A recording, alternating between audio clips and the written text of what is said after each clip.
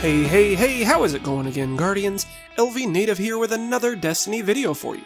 Well, it is Tuesday, February 7th, time for another Destiny Weekly Reset. But before we get into that, let's go ahead and take a quick look at the feature comment of the day. And today's comment comes to us from none other than Rocket Bunny. Love the name, by the way. Anyway, he says, "Give me the comment of the day, and I will give you a burrito." Well there, Rocket Bunny, I think I've held up my end of the bargain, so I promptly expect that burrito to be delivered to P.O. Box 339. I'm kidding, of course. Thank you very much for that comment, man. And remember, guys, if you would like to be featured as the comment of the day, all you have to do is smack that like button for me, leave a comment in the section down below, and I just might pick yours to be the next featured comment of the day. Alright, so just as a forewarning, I'm going to do this a little bit of a different style this time. I'm not going to spend quite as much time on each and every thing. You guys, let me know in the comments if you prefer the little bit faster version better. Alright, so starting things off with the weekly Nightfall strike, we have got the Scions. That's right, everybody loves the Dust Palace, so we're going back there with Epic, Voidburn, Berserk, Ironclad, and Catapult. Up next, we have the Siva Crisis Heroic Strike playlist with the modifiers of Heroic, Solar Burn, Berserk, and Brawler. Make sure you go there to get that Treasures of the Dawning.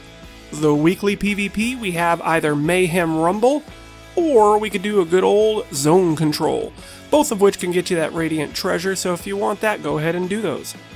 And for any of those still needing Sterling Treasure for whatever reason, make sure you do the level 41 Prison of Elders, and if we're talking about that, make sure you do the Challenge of the Elders as well, with the modifiers of Airborne, and Grenade Kill Bonus, and Juggler. This one should be no problem for you guys. And if you guys are doing Prison of Elders in any capacity, definitely make sure you go down and speak to Varix, and at least pick up his bounty, since you're going to have to go see him anyway to pick up the Sigil.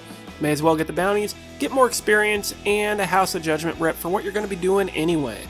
And if you're going to see Varix, you may as well stop on over and say hi to the Queen and pick up her bounties to increase that Queen's Wrath reputation and get those rewards that you can only get from her. And quickly here for the Wrath of the Machine raid, it is back on the Vosic challenge, so if you're still needing to get, 400 light level or you want some extra gear, make sure you get with a fire team and complete that challenge and you'll get those extra rewards.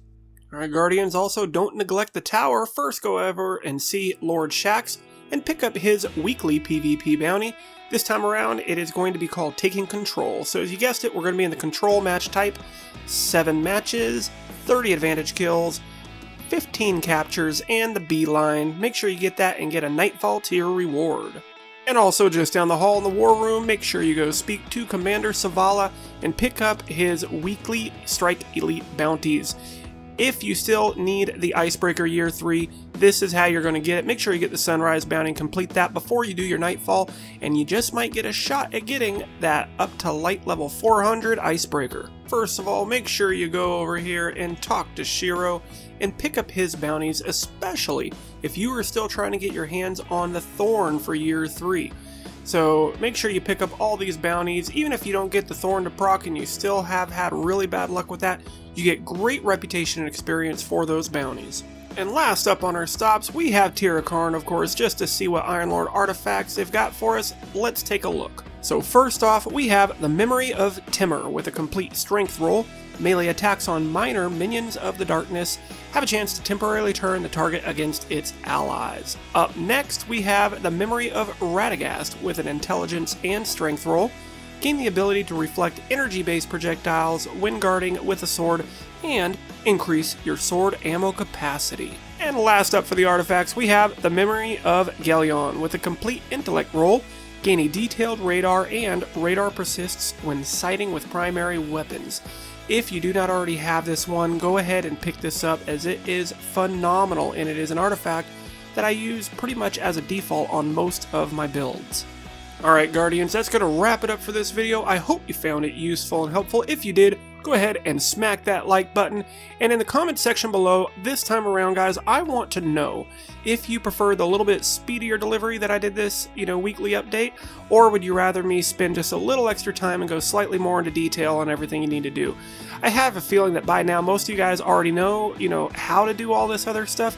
You just want an idea of what the reset actually gives you. So that's why I wanted to speed it up a little. So you guys let me know. But As always, this is LVnative. You guys are awesome, and I will see you in the next one.